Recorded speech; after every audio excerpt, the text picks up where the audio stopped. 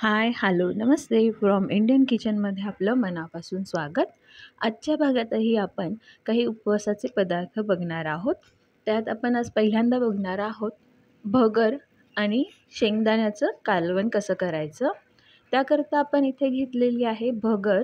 भगर आपण अर्धी वाटी घेतलेली आहे. हिरवी मिरची, त्यानंतर जिरं, शेंगादाणे, कोथिंबीर, गूळ आणि आमसूल इथे मी भिजत ठेवलेले आहेत. 4 ते 5 आमसूल आपण इथे भिजत घातलेले आहेत पाण्यात. साधारण 10 मिनिटासाठी आपण हे भिजवून घेतले आहे, म्हणजे त्याचा छान अर्क उतरतो पाण्यामध्ये. चला आता कढई ठेवूया गरम करायला. यामध्ये टाकलेलं आहे 1 चमचा तूप आणि यात टाकूया आपण आता जिरं व्यवस्थित तडतडलं की आपण यामध्ये टाकणार आहोत हिरवी मिरची जी बारीक चिरून घेतलेली आहे आणि कोथिंबीर थोडीशी, आणि भगर जी आपण घेतली होती ती धुवून घेतलेली आहे आणि ती आपण यामध्ये टाकणार आहोत. इथे अर्धी वाटी भगर आपण घेतलेली आहे आणि ही सगळी भगर आपण यामध्ये टाकून घेऊया. आणि भगर आपल्याला स्वच्छ धुवून घ्यायची आहे. आता याला छान एकत्र हलवून घ्यायचं आहे व्यवस्थित आणि थोडंसं परतवून घ्यायचं आहे याला आपल्याला, जेणेकरून भगर छान भाजली जाईल. आणि यामध्ये आपण टाकणार आहोत पाणी. साधारण अर्ध्या वाटी भगरीसाठी आपण इथे 2 वाट्या पाणी टाकलेलं आहे आणि हे व्यवस्थित हलवून घेऊया. इथे पाणी कोमट करून घेतलेलं होतं. कोमट पाणी टाकलं म्हणजे भगर छान शिजते आणि मोकळी होते. तर याला हलवून घेऊया आणि एकदम लो फ्लेमवर आपण हिला शिजवून घेऊया. तर यामध्ये टाकलेलं आहे चवीनुसार मीठ. एकत्र करून याला आपण अगदी लो फ्लेमवर याला शिजवून घ्यायचं आहे, म्हणजे खाली लागणार नाही. इथे तुम्ही बघू शकतात पाणी इथे आटत आलेलं आहे, पण भगर अजिबात खाली लागलेली नाही. आणि ह्यानंतर आपण आता याला एक तवा घ्यायचा आहे आणि तव्यावर ही ठेवायची आहे, म्हणजे भगर व्यवस्थित मोकळी होते आणि खाली चटकायची भीतीही राहत नाही. आता इथे आपली भगर तयार झालेली आहे, छान शिजलेली आहे. आता काहींना अशी मोकळी आणि लुसलुशीत भगर आवडते, तर अशा वेळेला इथे गॅस बंद करायचा आहे आणि कोरडी हवी असेल तर हिला 2 मिनिटासाठी झाकून वाफवून घेणार आहोत. अगदी 2 मिनिटासाठी. मग आपली भगर तयार आहे. आता छान मोकळी आणि कोरडी भगर आपली इथे तयार झालेली आहे. यावर थोडीशी कोथिंबीर भुरभुरूया आणि भगर तयार आहे. तर दुसरा पदार्थ आहे आमटी, म्हणजेच शेंगदाण्याचं कालवण, जे भगरीबरोबर खातात. त्यासाठी आपण इथे घेतलेली आहे अर्धी वाटी शेंगदाणे, 2 मिरच्या इथे घेतल्या आहेत. साधारण 2 ते 3 मिरच्या आहेत, त्या बारीक करून तुकडे करून घेतलेल्या.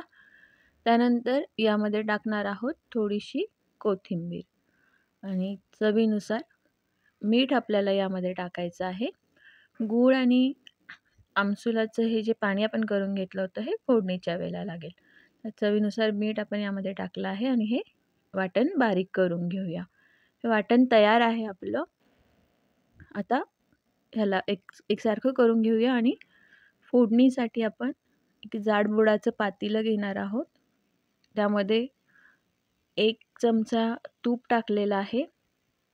ते तापलं की आपण त्यामध्ये टाकणार आहोत जिरं, थोडीशी कोथिंबीर आणि जे वाटण आपण करून घेतलेलं होतं ते आपण यामध्ये टाकणार आहोत. दाणे आपले भाजलेलेच होते, पण आपलं हे सगळं वाटण थोडंसं आपल्याला परतवून घ्यायचं आहे. एकसारखं थोडंसं भाजून घ्यायचं आहे, जेणेकरून त्याची चव छान येईल. आणि आपण हे त्याकरता थोडंसं परतवून घेणार आहोत. साधारण 1 मिनिटासाठी आपल्याला हे परतवायचं आहे. परतवून झालं की यामध्ये टाकणार आहोत आमसुलाचं पाणी आणि याला व्यवस्थित हलवून घेणार आहोत. हे छान हलवून झालं की यामध्ये आपल्याला टाकायचं आहे पाणी. पाणी आपण यामध्ये जे टाकणार आहोत ते सुद्धा कोमट करून घेतलेलं आहे आणि इथे आपण 1.5 कप पाणी टाकणार आहोत. याला व्यवस्थित हलवून घेऊया आणि उकळवून घ्यायचं आहे. हे आमटी साधारण आपली एकसारखी होते तोपर्यंत आपल्याला हिला उकळवून घ्यायचं आहे. यात टाकणार आहोत चवीनुसार मीठ. आपण मिश्रणातही थोडंसं मीठ टाकलेलं होतं, तर त्या अंदाजाने आता यामध्ये मीठ टाकायचं आहे. यानंतर आपण यात टाकणार आहोत गूळ. हा 1 टेबलस्पून म्हणजे 1 मोठा चमचा गूळ इथे घेतलेला आहे. आंबट गूळ आपल्याला कालवण करायचं आहे, त्याकरता आपण इथे आमसूल आणि गूळ वापरलेला आहे. याला छान उकळवून घ्यायचं आहे. इथे उकळत आलेलं आहे, तुम्ही बघू शकता. आणि आपलं जे कालवण आहे हे तयार होत आलेलं आहे. यातला जो असा पातळपणा असतो ना, तो जावपर्यंत आपल्याला याला उकळवून घ्यायचं आहे. आणि असं थोडंसं घट्ट होत आलं की आपण गॅस बंद करणार आहोत. इथे आपलं कालवणही तयार आहे. आपण हे सर्व्हिंग बाउलमध्ये काढून घेऊया. यावरनं थोडीशी कोथिंबीर आपल्याला भुरभुर व्हायची आहे आणि कालवण तयार आहे. आता पुढचा जो पदार्थ आहे त्याकरता आपण इथे दूध ठेवलेलं आहे तापवायला. दूध उकळलं छान की यामध्ये टाकणार आहोत 1 टेबलस्पून साखर.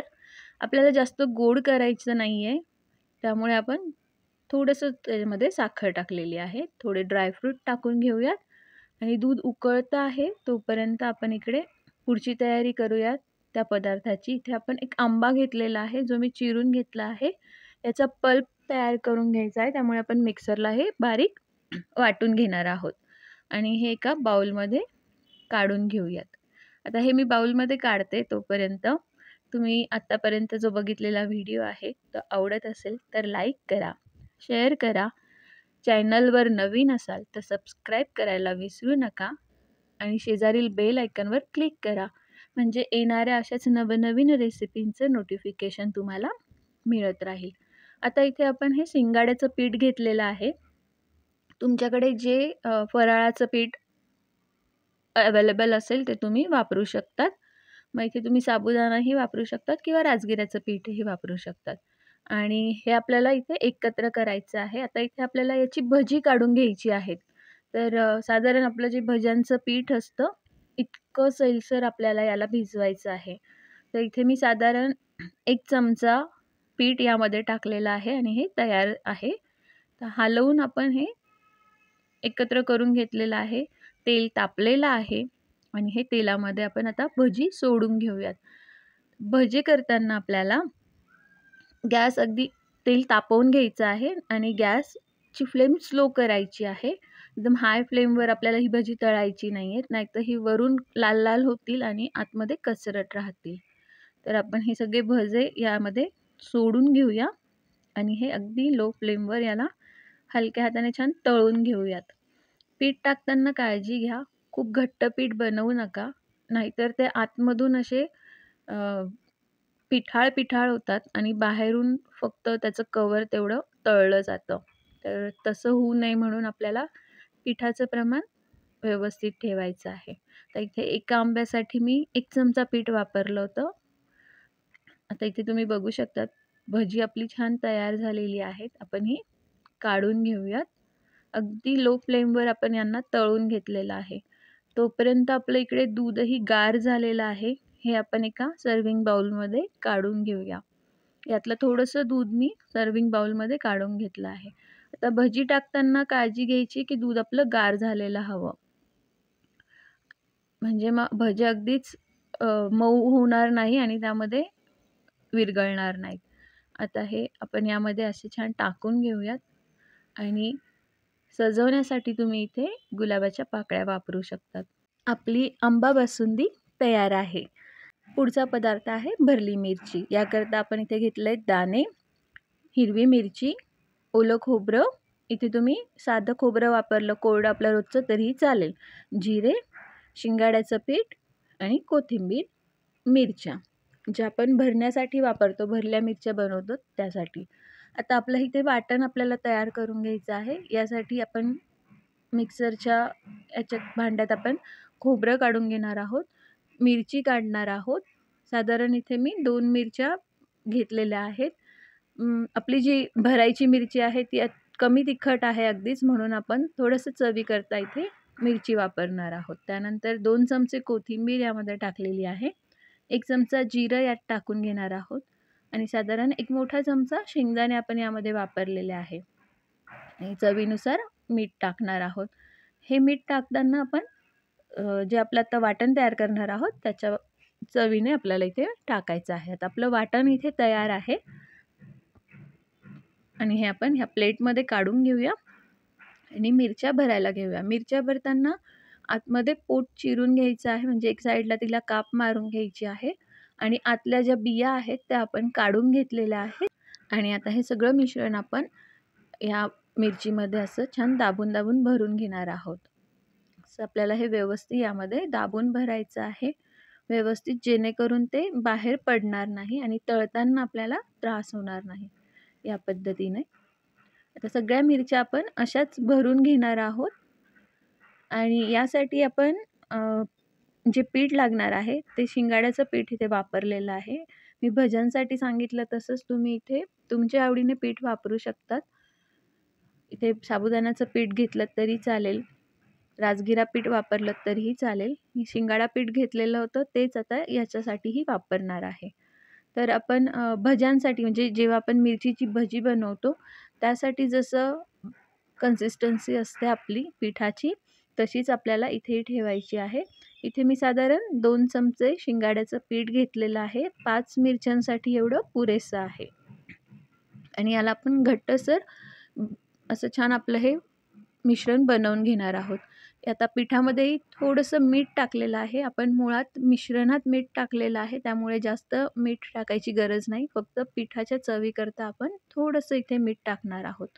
आणि याचं एक छान घट्टसर असं मिश्रण तयार करून घेणार आहोत, जेणेकरून ते व्यवस्थित मिरचीला कोट होईल.